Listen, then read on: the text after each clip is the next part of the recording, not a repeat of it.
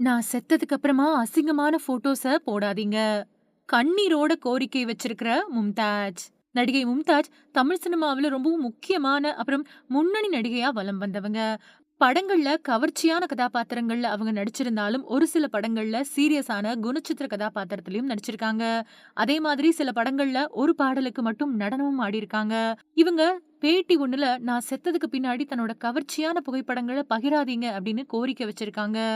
1999வது வருஷம் ராஜேந்தர் இயக்கத்துல வெளியான மோனிஷா என் மோனலிசா படத்தின் மூலமா நடிகையா அறிமுகமான மும்தாஜ், அதுக்கு பின்னாடி குஷி, சாக்லேட், லூட்டி, மலபார் போலீஸ், ஏழுமலை மாதிரியான பல வெற்றி படங்கள்ல நடிச்சிருக்காங்க.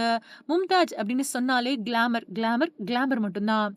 கிளாமர் காட்சிகள்ல தயக்கமே இல்லாம நடிக்கிற நடிகையா மும்தாஜ் இருந்திருக்காங்க.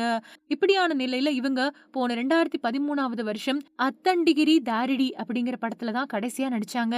அதுக்கு பின்னாடி இவங்க சினிமாவில இருந்து முழுசா வெளியேறிட்டாங்க. 2018வது வருஷம் விஜய் டிவில ஒளிபரப்பான பிக் பாஸ் தமிழ் சீசன் 2ல கலந்துக்கிட்டாங்க. அப்போ அவங்க பல பேரோட கவனத்த மறுபடியும் ஈர்த்தாங்க. அது மட்டும் இல்லாம அப்போ அவங்க சக போட்டியாளர்கள் கிட்ட பேசின ஒரு விஷயம் நெறைய பேரோட கவனத்த ஈர்த்துச்சு. அதாவது, நான் சின்ன வயசுலயே கிளாமரா நடிச்சுட்டேன்.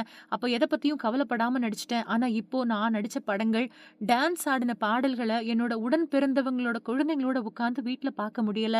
எனக்கு அவ்வளவு சங்கோஜமா இருக்கு அப்படின்னு சொன்னாங்க. சினிமாவில இருந்து முழுசா விலகி இருக்கக்கூடிய மும்தாஜ் இப்போ முழுக்க முழுக்க இறை வழிபாட்டிலயும், ஆன்மீகத்திலயும் இறங்கிட்டாங்க. இதுவரைக்கும் 3 தடவ மக்காவுக்கு போயிட்டு வந்திருக்காங்க. இங்க போகக்கூடிய இஸ்லாமியர்கள் ஆசிர்வதிக்கப்பட்டவர்கள் அப்படிங்கிற நம்பிக்கை இஸ்லாமிய மக்கள் கிட்ட இருக்கு. சமீபத்துல கூட மும்தாஜ் அங்க போயிட்டு வந்தாங்க. மும்தாஜ் ஆன்மீகவாதியாவே மாறிட்டாங்க. பேட்டி ஒண்ணுல பேசும்போது, நான் சின்ன வயசுல என்னோட மத புத்தகமான குரான்ல என்ன இருக்குது அப்படின்னு தெரிஞ்சுக்காம போயிட்டேன். அத படிச்சிருந்தாலும் அதோட அர்த்தங்கள் எனக்கு தெரியல. இன்னைக்கு நான் இப்படி மாறியிருக்கேன் அப்படின்னா, குரான்ல எனக்கு சொல்லப்பட்டது என்ன அப்படிங்கிறத நான் புரிஞ்சுக்கிட்டேன். என்னால என்னோட கடந்த காலத்த மாத்த முடியாது. அதனால நான் என்னோட நிகழ்காலத்துல அல்லாஹ்வுக்கு நெருக்கமானவளா இருக்க முயற்சி பண்றேன்.